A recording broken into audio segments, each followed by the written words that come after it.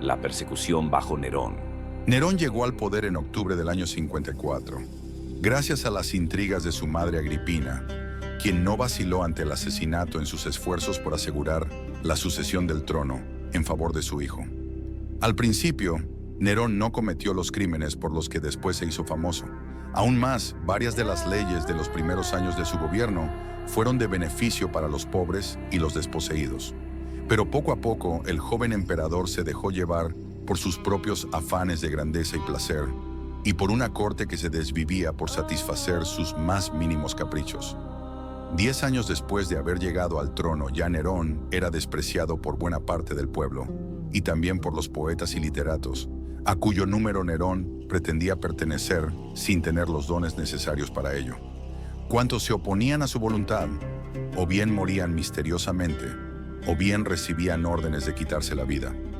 Cuando la esposa de uno de sus amigos le gustó, sencillamente hizo enviar a su amigo a Portugal y tomó la mujer para sí.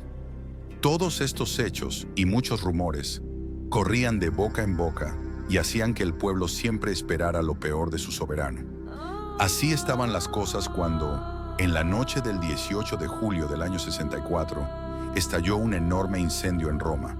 Al parecer, Nerón se encontraba a la sazón en su residencia de Antium, a unas 15 leguas de Roma, y tan pronto como supo lo que sucedía, corrió a Roma, donde trató de organizar la lucha contra el incendio. Para los que habían quedado sin refugio, Nerón hizo abrir sus propios jardines y varios otros edificios públicos. Pero todo esto no bastó para apartar las sospechas que pronto cayeron sobre el emperador, a quien ya muchos tenían por loco. El fuego duró 6 días y 7 noches, y después volvió a encenderse en diversos lugares durante 3 días más. 10 de los 14 barrios de la ciudad fueron devorados por las llamas. En medio de todos sus sufrimientos, el pueblo exigía que se descubriera al culpable, y no faltaban quienes se inclinaban a pensar que el propio emperador había hecho incendiar la ciudad para poder reconstruirla a su gusto, como un gran monumento a su persona. El historiador Tácito, que probablemente se encontraba entonces en Roma, cuenta varios de los rumores que circulaban, y él mismo parece dar a entender que su opinión era que el incendio había comenzado accidentalmente en un almacén de aceite. Pero cada vez más las sospechas recaían sobre el emperador. Según se decía, Nerón había pasado buena parte del incendio en lo alto de la Torre de Mecenas, en la cumbre del Palatino, vestido como un actor de teatro, tañendo su lira y cantando versos acerca de la destrucción de Troya. Luego comenzó a decirse que el emperador, en sus locas ínfulas de poeta, había hecho incendiar la ciudad para que el siniestro le sirviera de inspiración.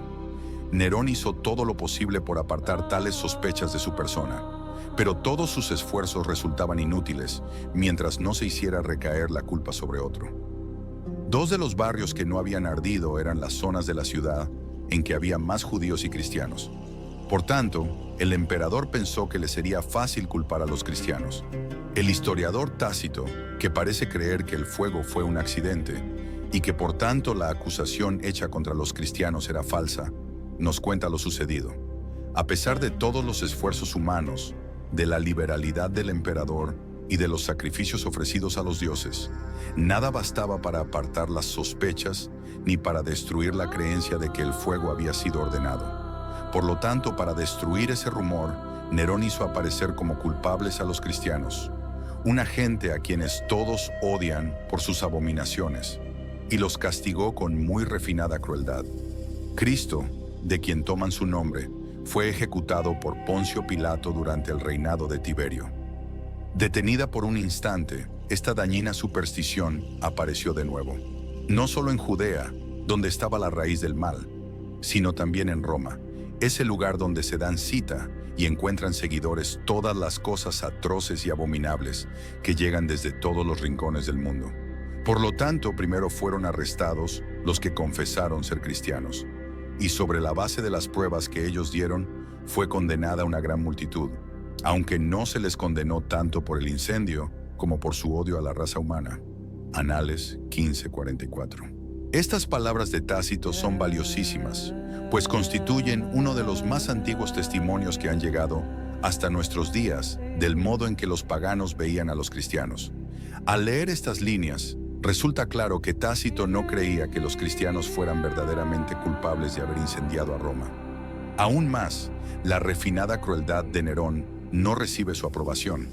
Pero al mismo tiempo este buen romano, persona culta y distinguida, cree mucho de lo que se rumora acerca de las abominaciones de los cristianos y de su odio a la raza humana. Tácito y sus contemporáneos no nos dicen en qué consistían estas abominaciones que supuestamente practicaban los cristianos. Tendremos que esperar hasta el siglo II para encontrar documentos en los que se describen esos rumores malsanos. Pero sean cuales hayan sido, el hecho es que Tácito los cree y que piensa que los cristianos odian a la humanidad.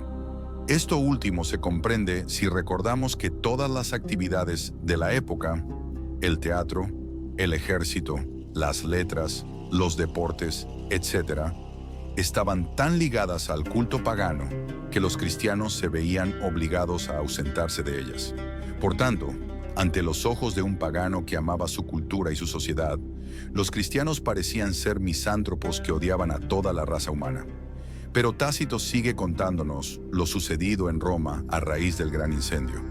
Además de matarles a los cristianos, se les hizo servir de entretenimiento para el pueblo. Se les vistió en pieles de bestias para que los perros los mataran a dentelladas. Otros fueron crucificados, y a otros se les prendió fuego al caer la noche para que la iluminaran. Nerón hizo que se abrieran sus jardines para esta exhibición, y en el circo él mismo ofreció un espectáculo, pues se mezclaba con las gentes disfrazado de conductor de carrozas, o daba vueltas en su carroza. Todo esto hizo que se despertara la misericordia del pueblo, aun contra esta gente que merecía castigo ejemplar, pues se veía que no se les destruía para el bien público, sino para satisfacer la crueldad de una persona. Anales 15:44. Una vez más, vemos que este historiador pagano, sin mostrar simpatía alguna hacia los cristianos, sí da a entender que el castigo era excesivo, o al menos que la persecución tuvo lugar, no en pro de la justicia, sino por el capricho del emperador. Además, en estas líneas, tenemos una descripción escrita por uno que no fue cristiano, de las torturas a que fueron sometidos aquellos mártires. Del número de los mártires sabemos poco. Además de lo que nos dice Tácito, hay algunos documentos cristianos de fines del siglo I y del siglo II que recuerdan con terror aquellos días de persecución bajo Nerón. También hay toda clase de indicios que dan a entender que Pedro y Pablo se contaban entre los mártires neronianos. Por otra parte, todas las noticias que nos llegan se refieren a la persecución en la ciudad de Roma, y por tanto, es muy probable que la persecución, aunque muy cruenta, haya sido local y no se haya extendido hacia las provincias del imperio. Aunque al principio se acusó a los cristianos de incendiarios, todo parece indicar que pronto se comenzó a perseguirles por el mismo hecho de ser cristianos, y por todas las supuestas abominaciones que iban unidas a ese nombre. El propio Nerón debe haberse percatado de que el pueblo sabía que se perseguía a los cristianos no por el incendio, sino por otras razones. Y Tácito también nos dice que, en fin de cuentas, no se les condenó tanto por el incendio como por su odio a la raza humana. En vista de todo esto, y a fin de justificar su conducta, Nerón promulgó contra los cristianos un edicto que desafortunadamente no ha llegado a nuestros días. Probablemente, los planes de Nerón incluían extender la persecución a las provincias, sino para destruir el cristianismo en ellas, al menos para lograr nuevas fuentes de víctimas para sus espectáculos. Pero en el año 68, buena parte del imperio se rebeló contra el tirano, y el Senado romano lo depuso. Prófugo y sin tener a dónde ir, Nerón se suicidó. A su muerte, muchas de sus leyes fueron abolidas, pero su edicto contra los cristianos siguió en pie. Esto quería decir que, mientras nadie se ocupara de perseguirles, los cristianos podían vivir en paz. Pero tan pronto como algún emperador u otro funcionario decidiera desatar la persecución, podía siempre apelar a la ley promulgada por Nerón. Por lo pronto, nadie se ocupó de perseguir a los cristianos. A la muerte de Nerón, se siguió un periodo de desorden, hasta tal punto que los historiadores llaman al año 69 el año de los 4 emperadores. Por fin Vespasiano pudo tomar las riendas del Estado, y luego le sucedió su hijo Tito, el mismo que en el año 70 había tomado y destruido a Jerusalén. En todo este periodo, el imperio parece haberse desentendido de los cristianos, cuyo número seguía aumentando silenciosamente.